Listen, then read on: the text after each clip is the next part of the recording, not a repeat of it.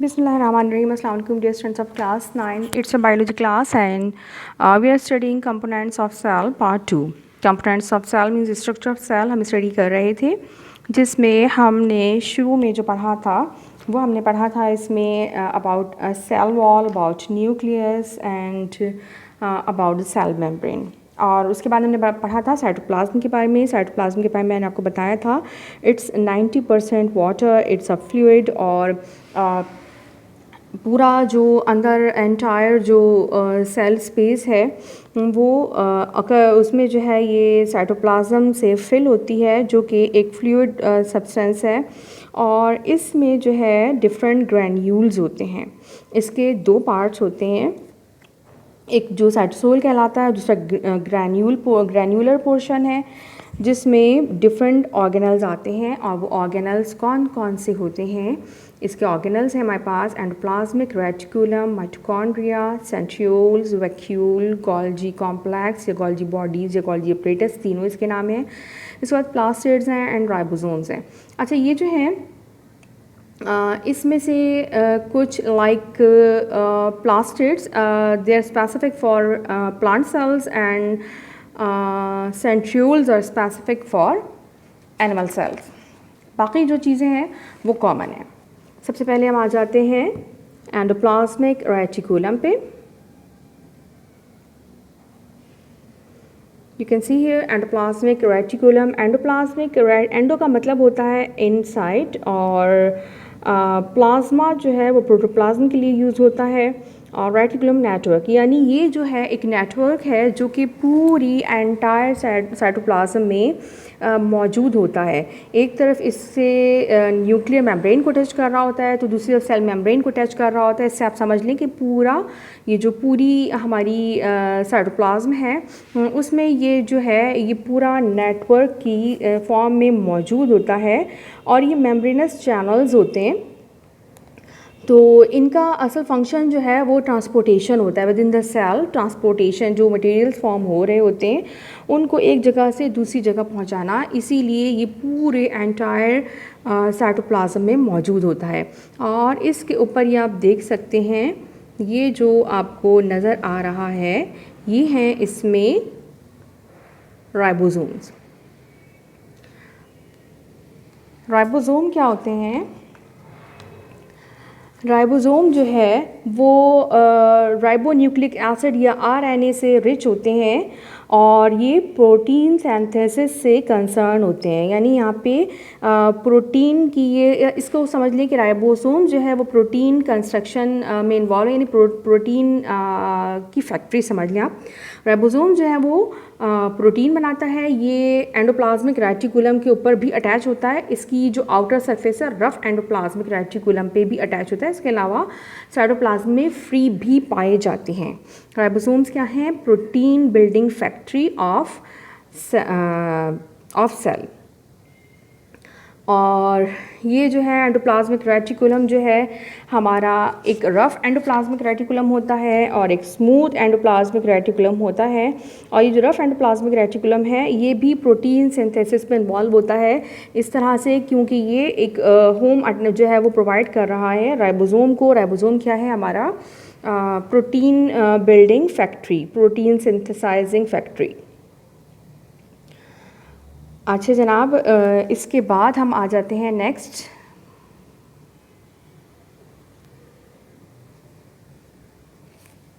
Next है हमारे पास Golgi complex या गोल्जी बॉडीज़। मैंने बताया आपको गोल्जी अपरेटस भी कहा जाता है इसको।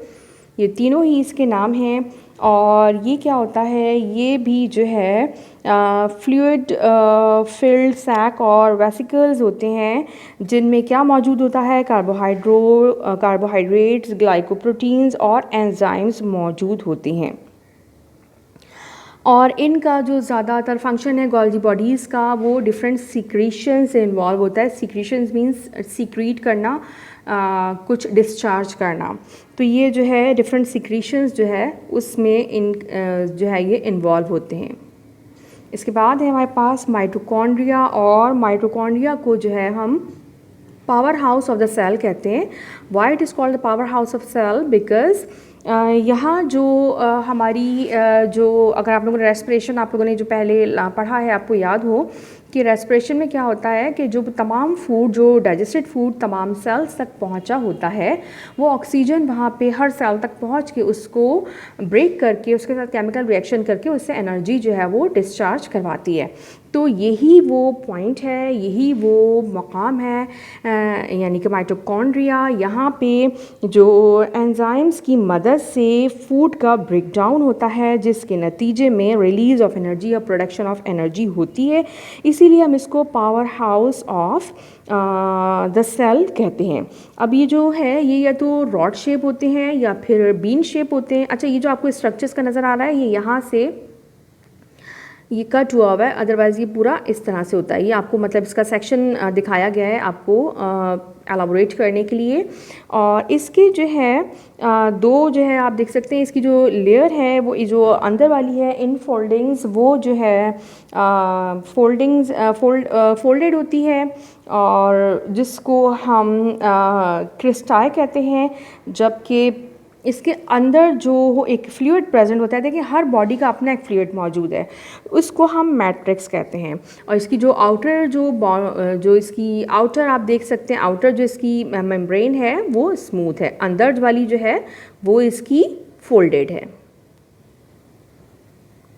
माइटोकॉन्ड्रिया क्या है? Mitochondria is the power house of cell. अब नेक्स्ट हम आ जाते हैं प्लास्टिड्स पे। प्लास्टिड्स में हमारे पास अच्छा प्लास्टिड जो है दीज आर स्पेसिफिक, जैसा कि मैंने आपको बताया था फॉर प्लांट सेल, ये एनिमल सेल में नहीं होते। और इसमें से सबसे कॉमन जो आपने नाम सुन रखा है वो है क्लोरोप्लास्ट। इसके अलावा ये मैंने क्लोरो 2 दफ़ा लिख दिया, एक क्लोरोप्लास्ट है, क्रोमोप्लास्ट, वेट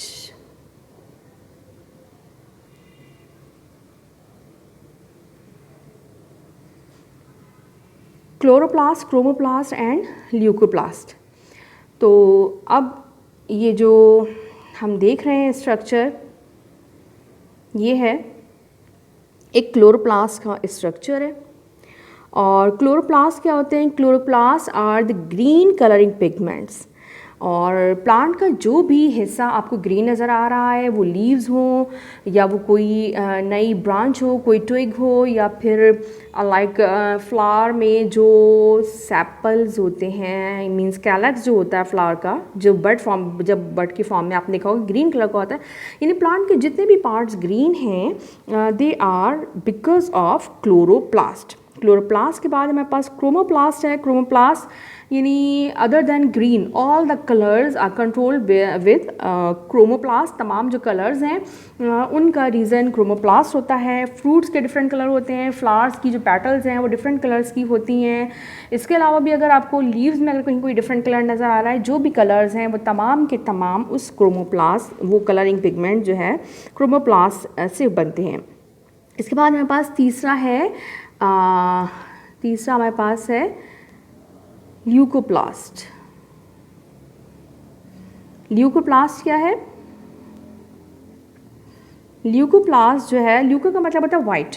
ये ल्यूकोप्लास्ट जो है वो वाइट पिगमेंट्स हैं और ये अंडरग्राउंड पार्ट्स में पाए जाते हैं और ये इनका जो काम है वो फूड स्टोर करना है। क्लोरोप्लास्ट का क्या फंक्शन होता है? क्लोरोप्लास्ट का फंक्शन होता है टू कैप्चर एनर्जी जो सनलाइट है, जो लाइट एनर्जी उसको कैप्चर करके ये फोटोसिंथेसिस को कैरी आउट करने में हेल्पफुल होता है।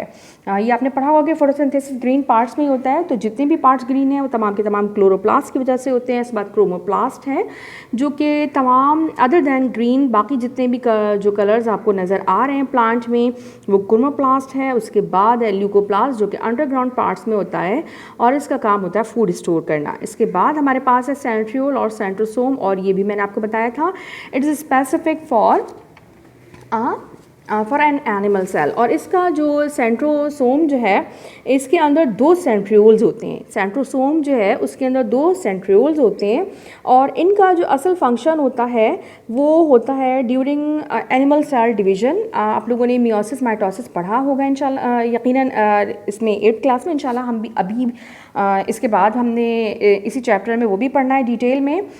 तो ये जो सेंट्रोसोम होता है जिसके अंदर 2 सेंट्रियोल्स होते हैं, ये न्यूक्लियस के पास पाया जाता है और इसका असल फंक्शन जो है वो ड्यूरिंग एनिमल सेल डिवीज़न जो आपको नज़र आता है वो क्या आता है, मूवमेंट ऑफ क्रोमोसोम्स को ये कंट्रोल करता है।